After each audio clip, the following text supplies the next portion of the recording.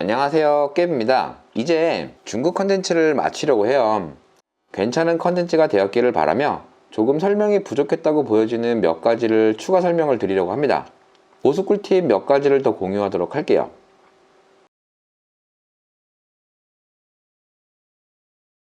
우선 다른 분들이 스텝 프로그램을 만드신 것을 봤는데요.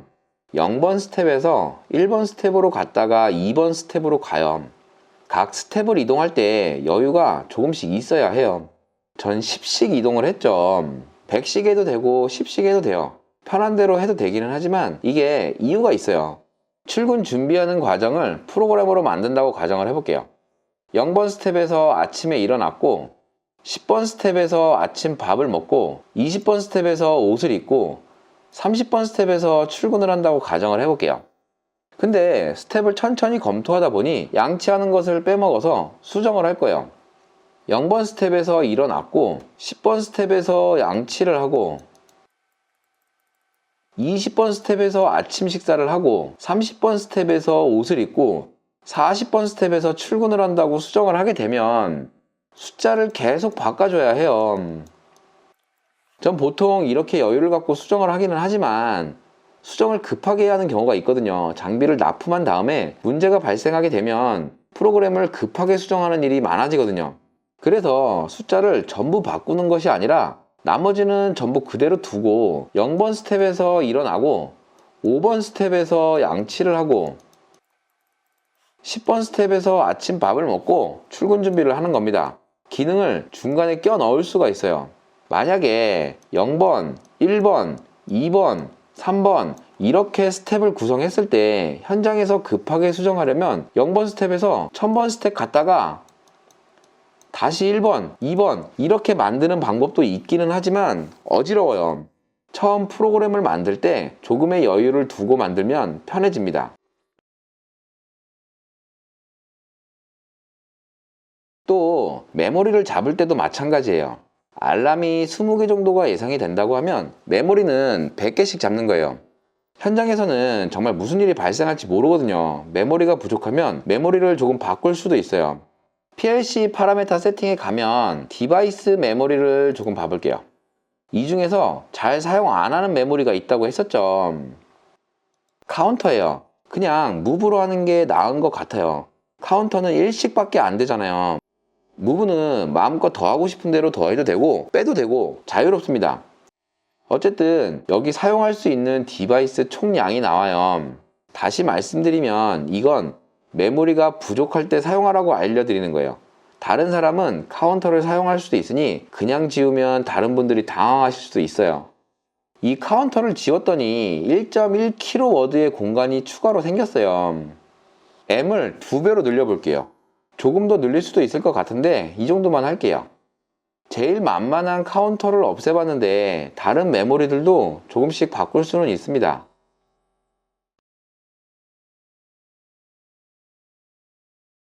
그리고 제가 프로그램을 만들다 보면 메모리 낭비가 심한 부분이 있는데요.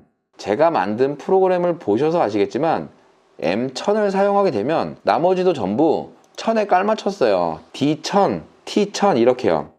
가급적이면 이렇게 메모리 단위를 구분하는 게 가장 기억하기 좋은 것 같아요. 셔틀 컨베이어의 프로그램을 만들 때 M1000, D200, T900 이렇게 사용하면 메모리 맵을 계속 보면서 해야 하거든요. 변수 타입이 아닌 고정 메모리를 사용하는 PLC의 단점이죠. 그러면 분명 메모리 낭비가 있기는 할 거예요. M 메모리는 여유를 잡아서 만들었고 또 상대적으로 덜 사용하게 되는 T 메모리나 D 메모리는 더 많은 여유를 잡아야 할 테니까요. 이러한 것들도 전부 각자의 노하우들이 있기는 할 거예요. 현장에 계신 많은 고수님들께 이러한 노하우를 배우는 것도 쏠쏠한 재미예요. 이런 게 짬입니다.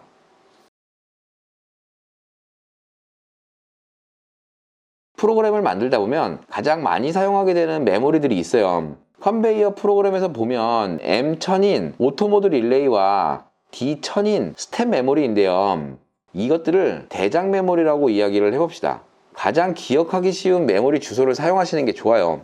물론 경험상 M227, M1865 이렇게 기억하기 쉽지 않은 메모리도 많이 사용을 하게 되면 외워지기는 합니다. 하지만 문제는 한동안 다른 프로그램을 하다가 다시 이 프로그램을 하게 되었을 때 또 키가 되는 메모리들을 메모장에 엄청 적으면서 프로그램을 만들게 될 거예요. 조금은 더 편해지게 될 겁니다.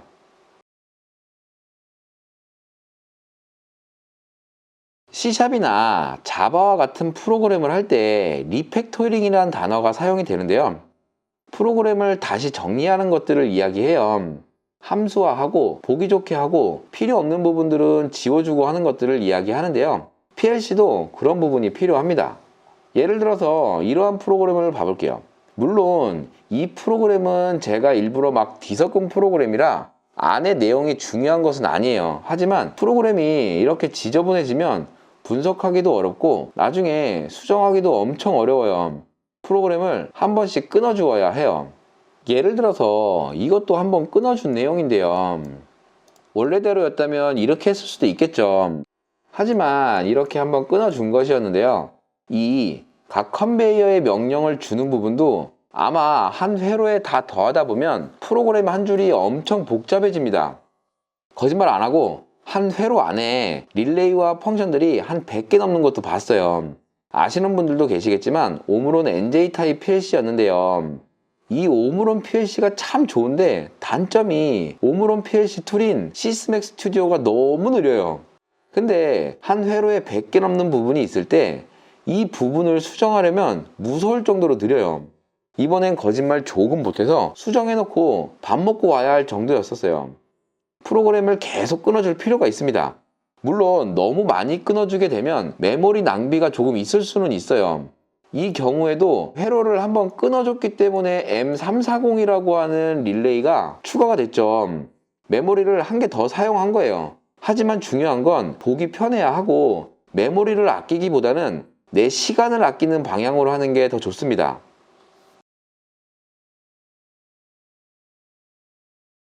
여태까지 알게 모르게 참 많은 노하우들을 전달해 드린 것 같기는 해요. 이 컨텐츠를 처음 기획하고 처음 시도하려고 했을 때 사실 조금 막막하기는 했었거든요. 어떻게 설명을 해야 하지? 너무 어려운데? 좀 더 쉽게 접근할 수 없을까? 조심스러웠어요.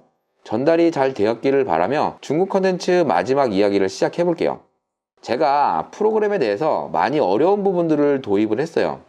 특히 PIO 부분은 정말 어려운 부분이에요. 각 컨베이어끼리 통신에 사용된 부분이었죠. 로드 리퀘스트, 언로드 리퀘스트, BG, 컴플리트와 같은 메모리가 사용된 부분인데요. 사실 조금 어려운 부분입니다. 프로그램을 하는 실무자들에게 설명을 해도 정말 어려워하는 부분이거든요. 원본은 이 세미 스탠다드 문서 중에 나오는 캐테고리 284 부분인데요. 그래서 이 PIO 통신을 284 통신이라고 하기도 한다고 했었죠. 컨베이어의 프로그램을 만들 때 이러한 타이밍 차트를 사용했다. 혹은 PIO 통신에서 조금 변경이 되었다면 문서를 다시 정리할 수도 있을 테고요. 다른 사람을 위한 정리가 아니라 자신을 위한 정리예요. 정확하게 정의하지 않고 프로그램을 만들게 되면 나중에 자신에게도 혼란이 오게 되거든요. 명확하게 정의하고 헷갈리지 않게 문서화하는 게 프로그램 할 때 정말 큰 도움이 됩니다. PIO 뿐만 아니라 모드라던가 다른 통신과 같은 부분들은 명확하게 정의되고 문서화되지 않으면 혼란이 오게 돼요. 하지만 문서화가 참 어려워요. 생각도 많이 해야 하고요. 그래서 최대한 표준화된 내용을 사용하시는 것을 추천하기도 합니다. 이렇게 표준화된 PIO 통신을 사용하게 되면 생각해야 하는 것들을 많이 줄일 수 있을 거예요. 정리해 볼게요. 프로그램을 만들 때 스텝에 여유를 주고 메모리에 여유를 주면서 설계를 시작해야 하고 메모리는 알아보기 쉽게 정리하고 프로그램은 알아보기 쉽게 중간중간 끊어 주어야 하고요. 마지막으로 프로그램에서 사용된 여러 기능들에 대해서는 반드시 문서화, 매뉴얼화 하면서 정리가 되어야 합니다. 중국 컨텐츠 내용 시청해주셔서 감사합니다. 만드시는 프로그램이 더 좋은 프로그램이 되었으면 하며 고수 컨텐츠도 잘 준비해 오도록 할게요. 내용이 괜찮았다면 구독과 좋아요 부탁드리며 인사드리겠습니다. 시청해주셔서 감사합니다.